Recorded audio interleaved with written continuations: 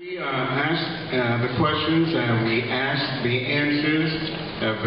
The candidates have been randomly chosen, and that's the way they're sitting on the podium. The first question will go to Mr. Baker, Rashawn Baker. Obviously, the economy is one of the great things on the minds of the people.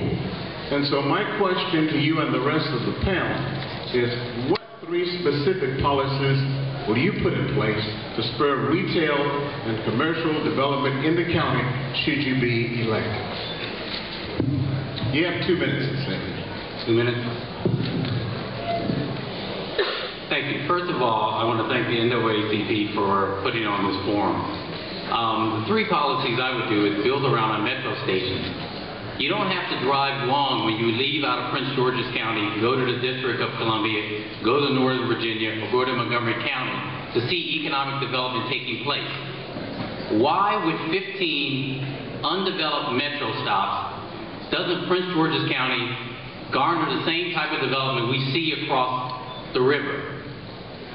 If a county executive is not paying attention on how we bring development into our inner beltway areas, around those metro stops, improving our education system so we can draw businesses and commercials here, they're not doing what you asked them to do. So the three things I would do is, one, get an economic development director that focuses on bringing jobs and commercial growth to Prince George's County. Two, not have a housing director that sends money back to HUD that we could use to develop our areas.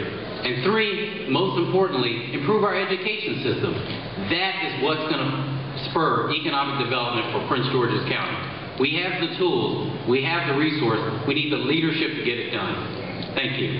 Thank you. Mr. Dean, same question.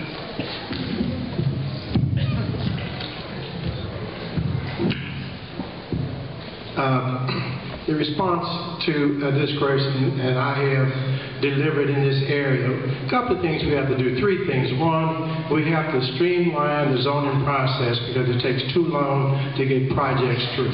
Second, you have to develop a joint partnership with Ramada. Ramada owns parts of the stations, and so therefore you have to have a relationship. So I have been working with them to come up with a joint development plan that allows Prince George's County to work with them. Secondly, in order to attract those businesses that you need to attract, you have to have tax incentives such as tax credits, tax increment financing to bring those types of developments here. Again, the other thing that we have to do is that we have to begin to define who we are, and if we keep saying that we have the worst schools in the world and we have the greatest crime in the world, we're going to have difficulty bringing businesses here. We have to change how we see ourselves, and so therefore that's how we'll get business here in Prince George's County.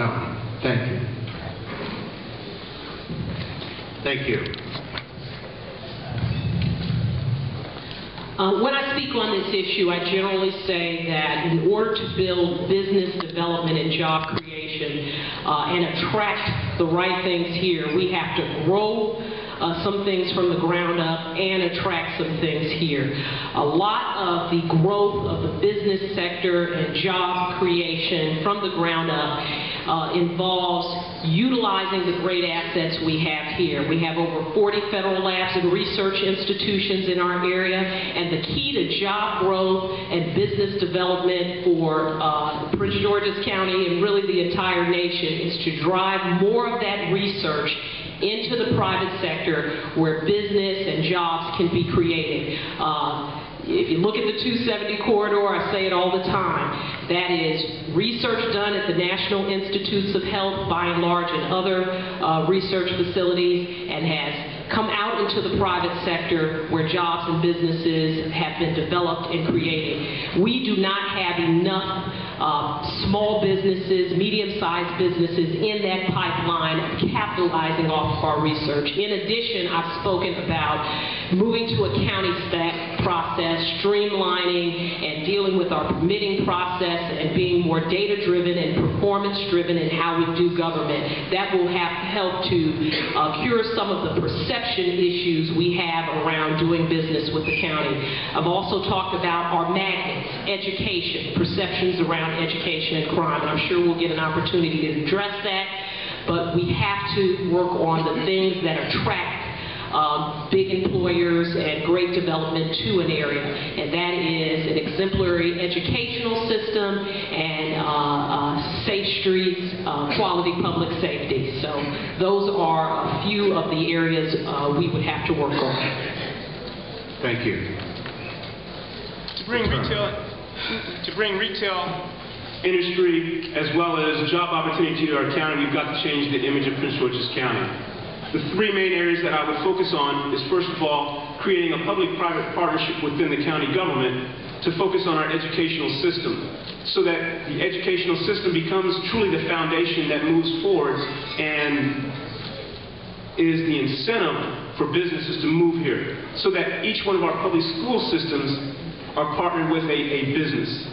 That will change the initial image of the county, which then will allow us to focus on the county government aspect, which is wrong. And that is, our Economic Development Corporation and our Visitors Bureau here in the county is not organized properly to go out and incentivize the businesses to move here, nor is it organized properly to go out and just attract people here.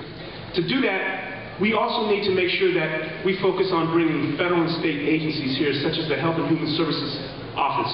Bringing that here because that brings 5,000 employment opportunities, but more importantly, it brings the opportunity for our small businesses to provide the direct support employment opportunities to HHS, to the other federal agencies that we need to attract. So it becomes a three-tier thing: reorganization within county government, focus on our educational opportunities, and then focus on our federal and state agencies, since we are the closest proximity here to Washington, D.C. Thank you. Thank you. Good evening. I believe the three things that we need to do to spur retail and development here in Prince George's County. You know, if you talk to anyone who's tried to develop in the county, they talk about the nightmare process of permitting. So first, we're going to allow through new technologies, the permitting online, which will cut down on a lot of the time that our businesses, particularly our businesses that are already here, are frustrated about. Secondly, we'll streamline the process, the entire process, of bringing the stakeholders to the table. You know, I found out over my years as an executive in the Office of the Sheriff that if you bring parties together, you can find out from their perspective what's important on how to get things done, not necessarily from the government standpoint. Thirdly, and most importantly, collaboration. You know, I think you know, we need to not only bring businesses here and grow businesses here, we need to maintain businesses here. And we can only do that through partnerships with our schools and our businesses and those private and non-profit partners that are out there. As new businesses come into Prince George's County, those businesses will serve to provide jobs, which will help our property taxes go down, which will ensure that we have people who are employed and remain employed, and it will help us to improve our school system from the dollars that we collect there, as well as help to continue to improve crime. Thank you.